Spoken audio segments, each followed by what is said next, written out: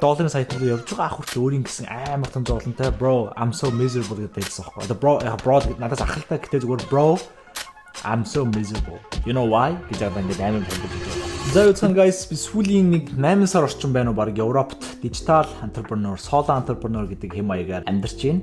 Яг Монгол дахь бизнесээ Европт ерөөхдөө удирдаад яг аялангаа ажиллаад тэгээ мөнгөө цуглуулж байгаад яг аялдаг биш. Ерөөхдөө яг аялангаа ажиллаад явдаг. Тийм хэм маягаар амьдарч байна. Одоо чинь Альфийн нурууныхын тэрээр явж байгаа Парис ороод Швед мэд ороод нэг иймэрхүү байдлаар чадах чинээрээ бос олон улсаар аялангаа ажиллаж үзлээ сүүлийн 8 сар. Тэгээд энэ хугацаанд зөвхөн ажиллаад явах биш бас өөртөө адилхан яг онлайн бизнес хийдэг Европ залуучууд, Америк залуучууд те Англи, Мангли одоо Азийн залуучууд ясн бүрийн яг бизнес хийдэг хүмүүстэй уулзч үзлээ.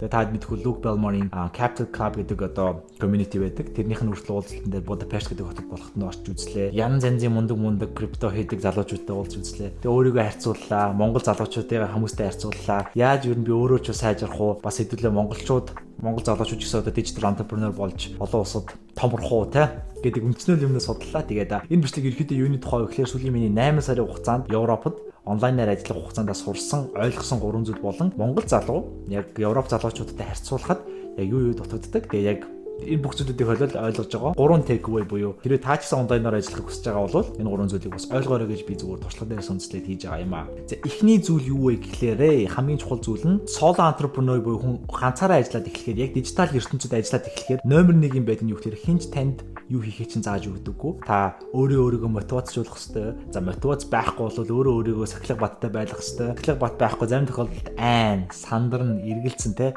тэр болгон дээр өөрийгөө хөдөлгөж явах хэрэгтэй. Тэгээ байнгын өөртөө хийх юмтай байх хэрэгтэй. Ягаад тэгэхээр магадгүй та ямар нэгэн ажил хийж үзсэн бол те дарагч нь юу хийх заагаад өчөж байгаа. 10 жилд багш юу хийх заагаад өчөж байгаа. Гэрт орлоо аав ээж нь юу хийх заагаад өчөж байгаа. Тэгээд хүн анх удаа гараад ирэхлээр юу хийхээ бүх юмаа хүнээр заалахгүй өөрөө хийх шаардлагатай болдог учраас тэр айгүй том чаленж болдог. Энийний тулд нэг их зүйл ойлгох хэрэгтэй нь юу гэхээр өөрөө өөрийгөө таних айгүй том шаардлагатай болдог байхгүй. Ихэнх хүмүүсийн гараад ирэх нэг алдаа нь юу гэхээр одоо шинэ би фитнес явъя гэдэг зорилго өөртөө тавилаа гэж бодоход би фитнес хийх дээр анхаардаг байхгүй. Би ямар фитнес хийх үү, ямар дасгал хийх үү, ямар workout plan хийх үү гэдэг тэр хийх дээр анхаардаг. Гэтэл нөгөө талдаа хамгийн чухал бидний болон таны миний л хувьдаа ойлгосон тэр зүйл юу гэсэн бэ гэхээр би хэн болох дээр илүү анхаарах хэрэгтэй байна гэж.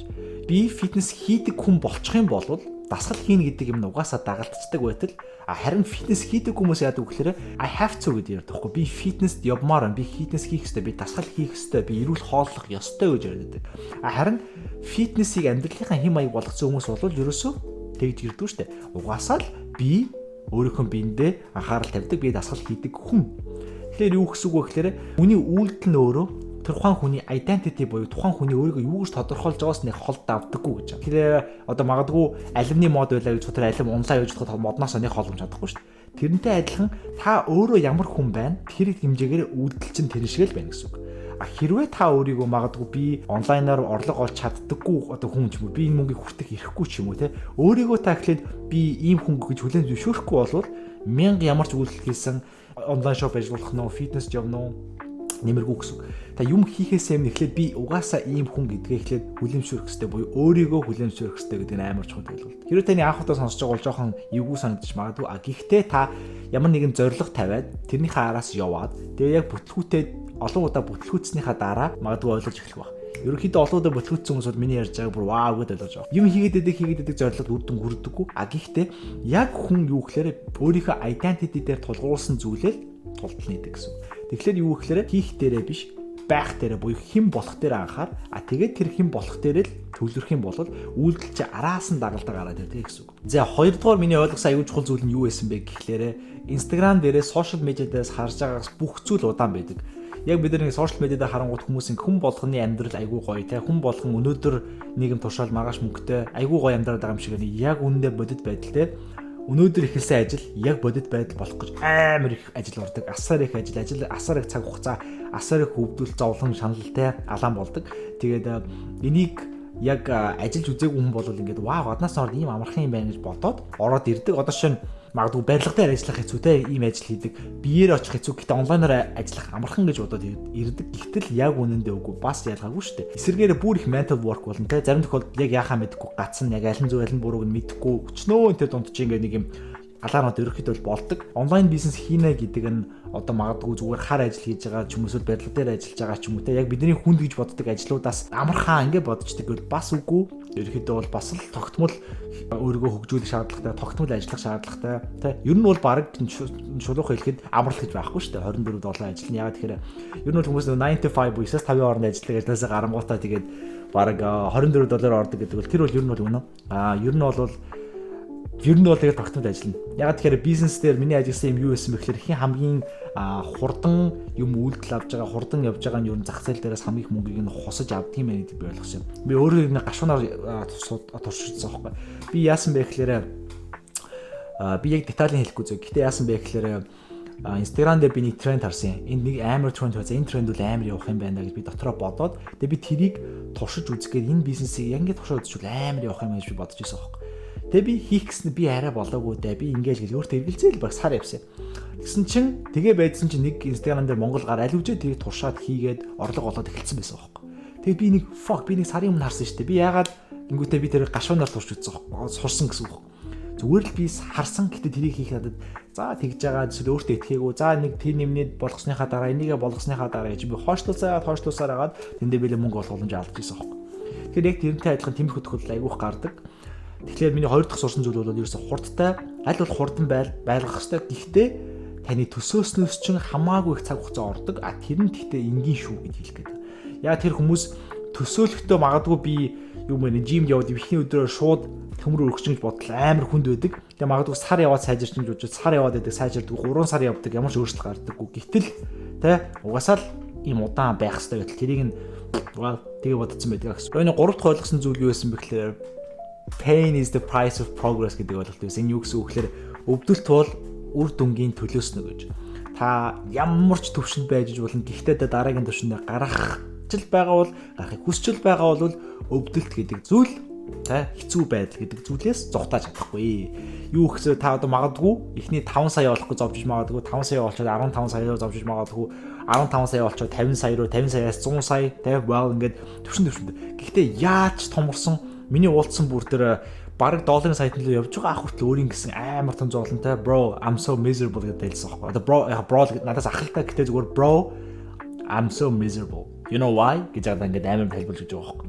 Тэгээ биднээс юу ойлгосон гэхээр хүн өсөлт хөгжүүл үзүүлэл гэж байгаа бол хүн сайжрэл гэж байгаа бол хүн амьдралаа дээшлүүлэл гэж байгаа бол өвдөл гэдэг юм зугтахгүй харин өвдөлт гэдэг зүйлийг байж болохгүй муу зүйл гэж бид нар хүлээж авч болдоггүй юм байлээ. Өвдөлт зовлон шаналл гэдэг зүйл хизээ муу зүйл болчтой гэхлээр бид нар энийг байх ёсгүй зүйл гэж бодсон цагаас واخгүй. Угаасаа бид нар өвдөлтийг байх ёстой гэдгийг үлэмшөөрөөд би сайжирж байгаа учраас би өвдөж байгаа гэдгийг ойлгочих юм бол амар сайн зүйлж байгаа байхгүй. Одоо чи нараа яаж булчин томруулалт цорын ганц арга юу юм? Булчин ажилуулах, булчин стрессүүлэх, булчин өвдөх. Тийм биз дээ. Тэгэхээр одоо харалтаа би чи ийм biceps байгаагүй шүү дээ ерөөсөө. Тэгэл энэ чи ингэсээр гал өвцөр гал энэ чинь нэг жоох юм гараад ирж байгаа сте. Энтэй адилхан яам амар гарав тараад sorry. Point нь ойлгож байгаа те. Би тэрийг л амар ойлгосон. Тэг гол нь чи ямар ч өвдөхгүй, ямар ч зовлон шаналгүй амар гоё амьдраад байвал харин эсэргээрээ буруу واخгүй. Яагаад тэгэхээр ингэ чи өсөл үзүүлэхгүй шүү дээ. Өсөл үзүүлэхгүй сайжрахгүй байна гэдсэн тэгэл уруудаж байгаа гэсэн үг шүү дээ. Тэгэхээр ерөөсөө ингээд үнэхээр мэдгүй одоо сая долларлууд өгч байгаа тэр ах тэгээд одоо би эсвэл миний үеийн зүгээр урд явж байгаа нэг сарын $100,000 хийдэг ингээл e-com хийдэг залуу бүгдээрээ л ингээл яг уулзахтаа ингээл энэ чанаагаар Instagram дээр гоё юм шиг яг уулзаад ярих ингээл яриад жижиг руугаа оронгот тэгэл ийм асуудалтай тийм асуудалтай энийг хэвээр яг энийг игүүл битүү дандаа асуудал энийг ингээл шийдээр яарлаа шийдэж явах хэрэгтэй гэдэг хүмүүс байдаг байхгүй. Тэг би гайхаад зүг гэд. Хуучин би ерөөсөө бүр 2-3 жил 4 жилийн өмнө ингээ бизнес яг хийж дөнгөж эхэлж байхдаа ингээ дотор сонирн болоо зовоод байгаагаа айгу буруу зүйл гэж боддог гэсэн. Гэтэл яг үнэндээ хүн дасцсан байгаа газараасаа гараад шинэ төвшин рүү явах гэж байгаа бол тарих угаасаа шинэ environment-д ороод тэр нь дасаагүй учраас тэнд зүгээр environment-д дасах одоо тэр процесс л явагдаж гэсэн. Тэр процесс нь тарих өөр яадаг вэ гэхээр энэ деми юм биш үү гэдэг бүх чамайг буцаах аргыг хэрэгэлдэг байхгүй. Одоо жишээ нь ингээд та бодж лээс ямар нэгэн байдлаар шинэ юм ихлэ дараагийн юм явж тарих за ер нь ингэж зовж явахаар баг одоо юм ингэж зовж явахаар баг зүгээр л одоо би надад бол бүр ингэж бодож байсан юм. За бас тэр ингэж зовж явахаар зүгээр сайхан гэртээ аав ээжиндээ очиод ингээд тоглоо сууж ивэл зүгээр ч юм уу те. Эсвэл ингэж яагаад за ер нь ингэж яагаар цагдаач болчтой юм уу ч юм уу. Гэхдээ эсвэл ингэж яахаар ер нь ингээд гоё цэвэрлэгч бүр ингээд балаа юм толоод орж юм ингээд юм бодохгүй амар юм шүү. Гэтэ тэр маань зүгээр л тарих намайг хамгаалж байгаа тэгж юмнууд өгöd энэ шинэ орчин байдлал дасах гээд байгаа процесс гэдгийг ойлгох хэрэгтэй. Тэр зүгээр тийм бодол надад төрж гинэ гэдэг маань тэр чинь зөв гэсэн үг ерөөсөө биш байхгүй. Зүгээр л надад тийм санаа төрж гинэ гэсэн. Тэгэхээр тэрийг айгүй ойлгох хэрэгтэй гэж би хувьдаа ойлгосон юм. За тэгээд guys миний сүүлийн 8 сард ойлгосон 3 зүйл энэ байна. Тэгээд өнөөдрөөс хойш би ямарчсан YouTube дээр айгүй идэвхтэй байхаар шийдсэн. Тэгээд илүү онлайнаар орлого олохтой холбоотой, тэгээд илүү жоохон mindsetтэй холбоотой жоохон ниш юмнууд ярих хаа. Тэгээд хамт байсан баярлалаа. Тэгээд бичлэг таалагдсан бол лайк дараад subscribe дараад үзээрэй. Тэгээд дараагийн бичлэгээр уулзцаая.